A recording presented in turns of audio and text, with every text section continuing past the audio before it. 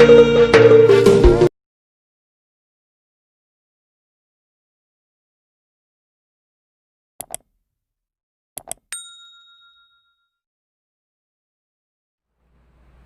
sejahtera Allah Bapa yang melampaui seluruh akal dan pikiranmu, kiranya senantiasa menyertaimu di dalam Yesus Kristus Tuhan kita.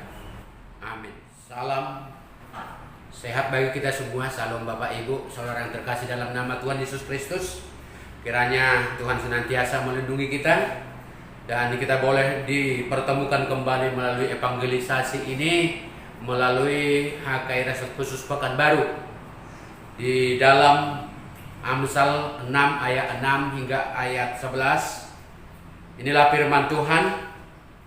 Hai pemalas, pergilah kepada semut, perhatikanlah laku dan jadilah, biarpun tidak ada pemimpinnya, pengaturnya atau penguasanya.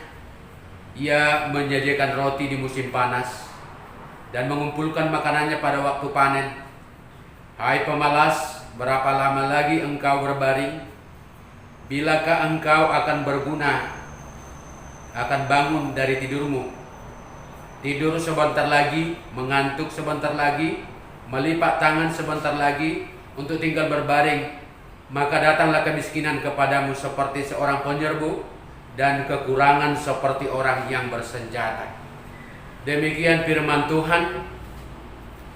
Kitab Amsal ini adalah kumpulan ucapan-ucapan kebijaksanaan, di mana seluruh kitab ini bertujuan untuk mengetahui hikmat dan didikan yang menjadikan supaya kita lebih bijaksana mempergunakan waktu dan kesempatan kita, supaya setiap orang dalam pribadi ataupun dalam persekutuan dapat boleh menjadi lebih pandai, lebih bijaksana dalam mempergunakan kebenaran, keadilan dan kejujuran. Dan untuk memberi pengetahuan serta kebijaksanaan cukup diberi Tuhan luar biasa. Dengan kata lain, orang Israel menyatakan bahwa hikmat menjadikan hidup ini berhasil. Jika kita perhatikan secara menyeluruh kitab Amsal ini, di mana penulisnya sepertinya selalu membandingkan antara orang yang benar dan orang yang fasik, orang yang jujur dan orang yang tidak jujur, yang curang. Si pemalas dan si rajin dan lainnya, yang menunjukkan perbedaan yang sangat tajam antara keduanya. Penulis sedang memperjelas atau memperlihatkan secara nyata tentang pertentangan antara hasil-hasil dari mencari hikmat dan menghidupi sesuatu kehidupan yang bodoh. Apalagi kehidupan yang bisa dikatakan dengan pemalas. Kenapa sih harus menjadi sorotan di pemalas ini? Sebelum kejadian yang menyakitkan di alam ini, si C-19, ada sedikit waktu untuk liburan bagi orang-orang perantau.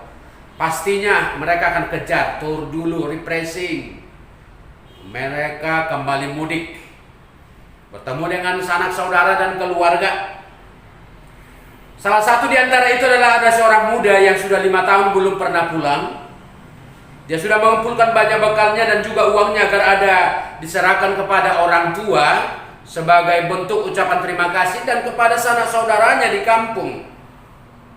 Dia juga bawa makanan dan kue-kuean yang cukup luar biasa enak, yang banyak, beserta buah-buahnya. Sehingga dia bisa dikatakan adalah orang yang mengucap, yang bersyukur sekali ketika bertemu dengan orang tua. Jarak rumah dari keramaian cukup jauh. Banyak lumpur karena jalannya rusak, kendaraan pun susah masuk. Sehingga ia harus panjang dan jauh, harus berjalan kaki. Hari sudah cukup lumayan sore dan gelap, tetapi harus pakai topi dan masker juga, sehingga tidak ada orang yang jelas mengenalnya. Dia berjalan tergesa-gesa agar segera sampai bertemu ayah bundanya dan juga sahabat-sahabatnya. Kemudian ditopang dengan beban yang cukup besar di pundaknya, di tangannya. Ya, Tak diduga ada seorang bapak yang masih cukup lumayan muda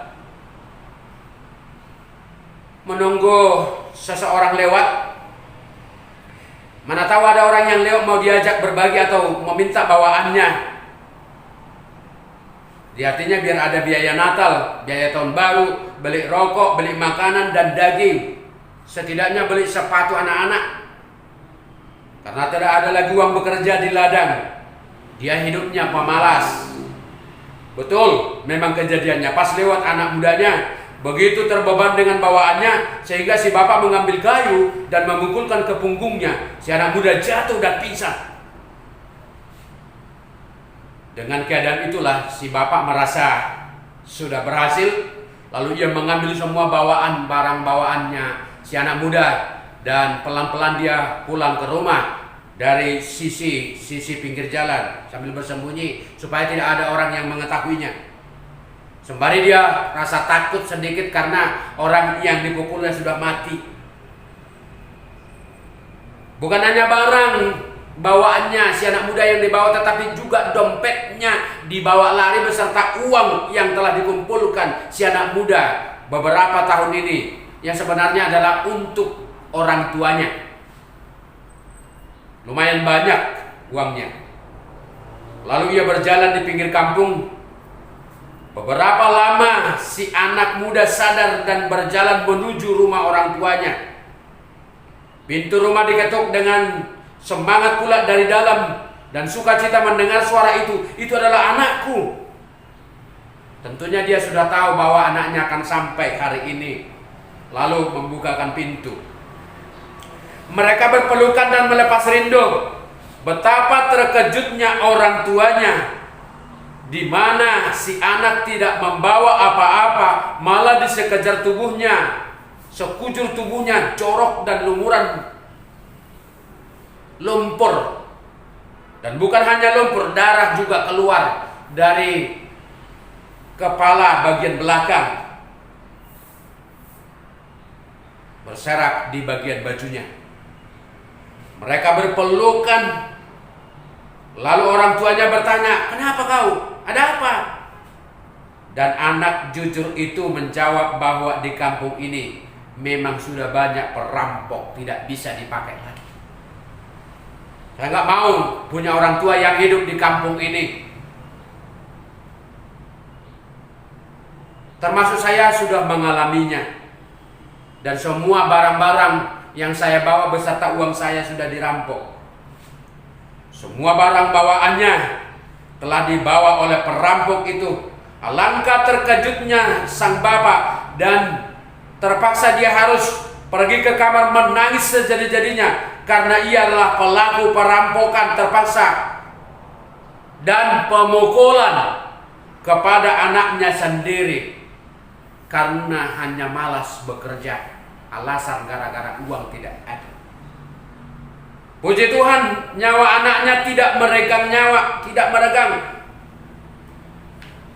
Dan puji Tuhan juga dia mengenali perbuatannya yang salah itu karena pemalas, dan dia tidak mau bekerja, memalukan. Karena dia berencana membunuh anaknya sendiri dan merampok darah dagingnya sendiri.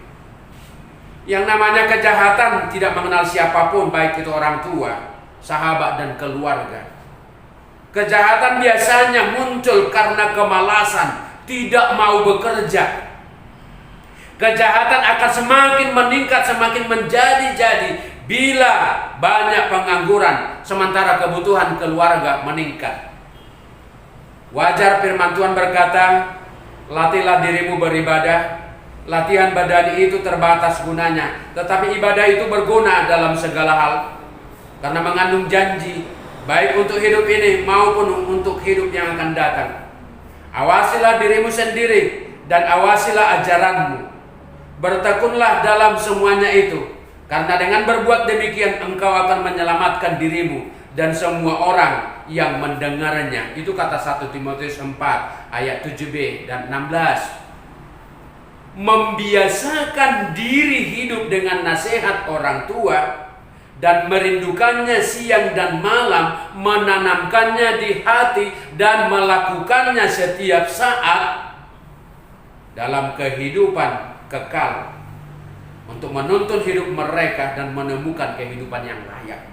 Diberkati seperti nasihat orang tua, mata guru roha sisean, belajar dari mata dan hati boleh menjadi murid. Pergunakanlah mata melihat perjalanan hidup ini dan di sekeliling kita sebagai bahan pelajaran yang hidup. Pola hidup kita berdasar dari ajaran Salomo yang mendapatkan kebijaksanaan dari Tuhan. Dia diberi arahan agar jangan menjadi pemalas, hanya bisa mengeluh dan melihat dan menghitung-hitung pendapatan orang lain tanpa mau bekerja. Kemalasan membuat manusia menjadi sakit, kelaparan, dan bodoh, dan melaksanakan segala banyak kejahatan pada akhirnya. Di mana pergumulan itu ketika manusianya pemalas dipenuhi banyak kemalasan dan kebodohan, maka dia akan menghadapi kematian dan kesusahan hidup, sementara hidupnya tidak berguna. Jadi nats ini menyuruh kita untuk selalu belajar kepada binatang kecil, yakni si semut. Coba kita pertimbangkan Bapak Ibu, manusia yang diberikan akal dan pikiran harus berguru dan belajar kepada si semut yang sebenarnya tidak diberikan Tuhan akal dan pikiran. Lagian semut itu adalah satu binatang yang kecil. Apa yang boleh ditiru dari dia? Betapa hebatnya seekor semut yang merupakan binatang kecil, dan mungkin bisa jadi tidak ada apa-apanya bagi kita yang selama ini kalau semut datang ke rumah kita kan kita usir, kita bunuh karena mengganggu. Namun kita manusia justru diarahkan untuk belajar kepada binatang kecil seperti itu. Pertanyaannya bahwa mengapa manusia harus belajar kepada semut?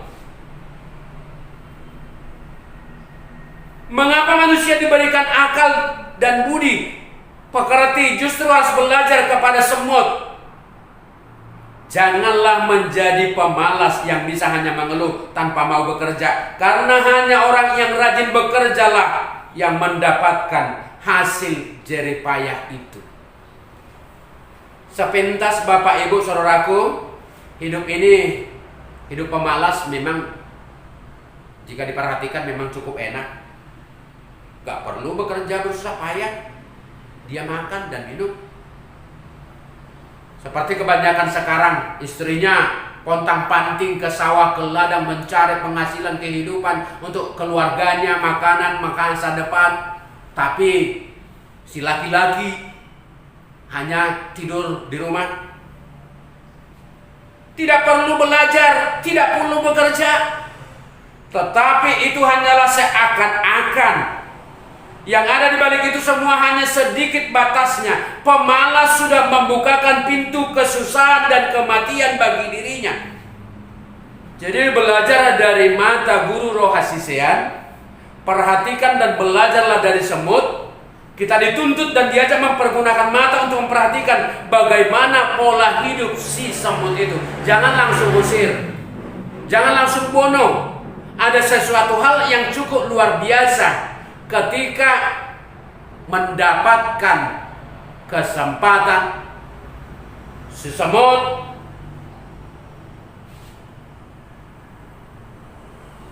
tidak akan pernah nampak ada kemalasan. Mereka semua bekerja sama.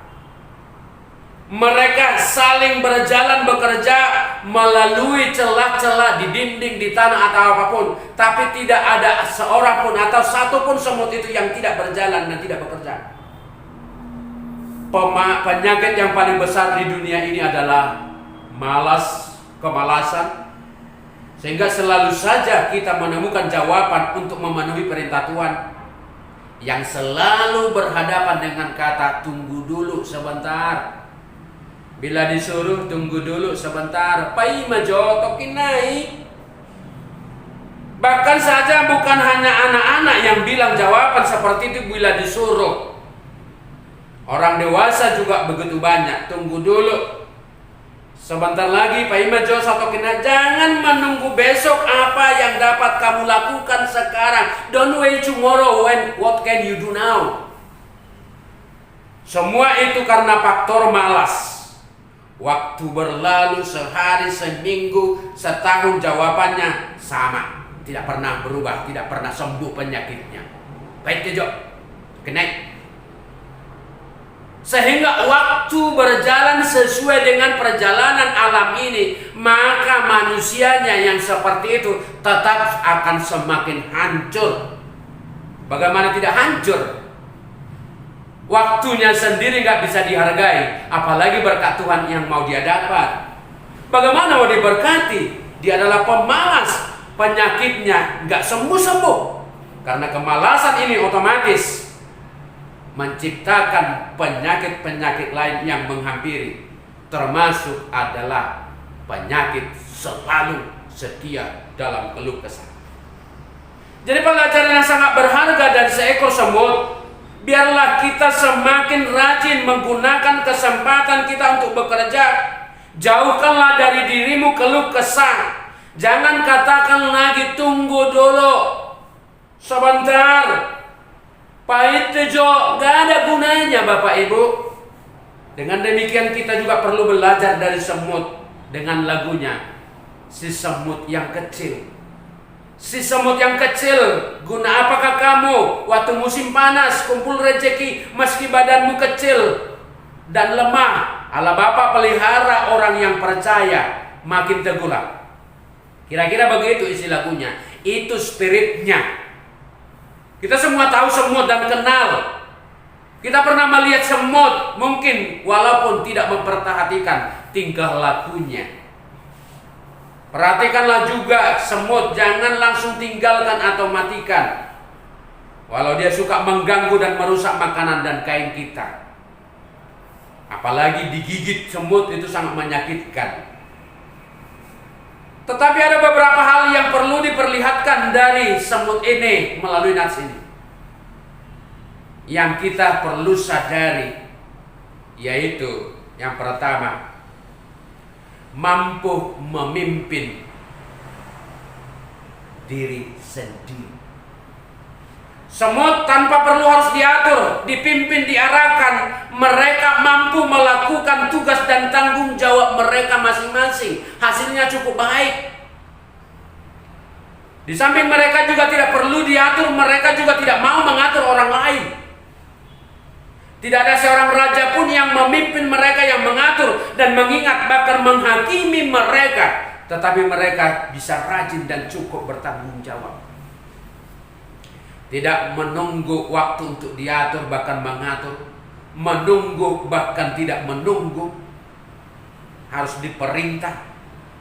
Menunggu, memerintah. Bagi mereka sama saja.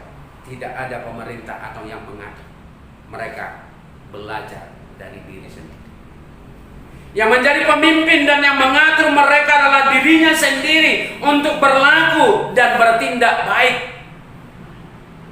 Yang kedua, Bapak Ibu Saudaraku yang terkasih dalam nama Tuhan Yesus Kristus, semut itu adalah pekerja keras, yang rajin bekerja. Dia tahu waktu dan kesempatan itu adalah emas. Tidak ada yang sia-sia. Tidak ada yang sia-sia. Jadi saudaraku yang terkasih dalam nama Tuhan Yesus Kristus, dikatakan bahwa pada musim panas Ia menyediakan roti, dan pada musim panen Ia mengumpulkan makanan. Hal inilah yang menunjukkan ketekunan yang luar biasa dari seekor semut yang tidak pakai pandang waktu dan dalam bekerja. Ia tetap tekun bekerja baik siang maupun malam. Tetapi makanan yang mereka kumpulkan tidak habis, selalu ada simpanan. Walaupun tubuh mereka sudah tidak bertenaga lagi, tetapi mereka tetap memiliki simpanan makanan. Hidup ini adalah kesempatan seperti lagu itu. Kita mendapat berkat dan harus menjadi berkat. Jangan karena ada sekarang langsung habis sekarang. Nasinari manogot, nyalakon langsung putari. supaya jangan ada penyesalan di kemudian. Pastikan hari esok tetap diberkati dan tetap memberkati. Janganlah hidup ini penuh dengan keluh kesah. Andai aku mau bekerja dari dulunya, hidupku tidak sebegini susah. Jangan sampai ada pengalaman yang menyesali hidupnya. Dan yang ketiga, bukan hanya rajin bekerja tetapi bijak menggunakan kesempatan itu. Tidak takut hitung-hitungan dan tidak takut bahaya dan tantangan di depannya, karena bahaya itu harus kita tempuh dan bahaya itu adalah ujian. Bahkan semut diuji untuk membawa makanan yang besar, bahkan lebih besar dari tubuhnya. Sedikit tidak berkurang sampai di rumah, tidak mengurangi dan tidak disembunyikan. Ya, coba Tuhan bekerja melalui pekerjaan kita seperti semut. Dia mendapatkan makanan yang bahkan 10 kali lipat lebih besar dari tubuhnya, tetapi dia tidak akan pernah meninggalkan tanggung jawabnya. Dia harus bawa itu sampai ke rumahnya, tidak berkurang sedikit pun. Cukup luar biasa tanggung jawabnya. Tuhan bekerja melalui pekerjaan kita, menunjukkan bahwa sebagai orang percaya, Tuhan akan memberikan kita akal pikiran dan budi pekerti yang bertujuan agar kita tidak boleh bermalas-malasan. Sebab Tuhan juga tidak suka melihat umat yang pemalas. Bahkan Paulus juga berkata, jika seorang tidak mau bekerja, janganlah ia makan.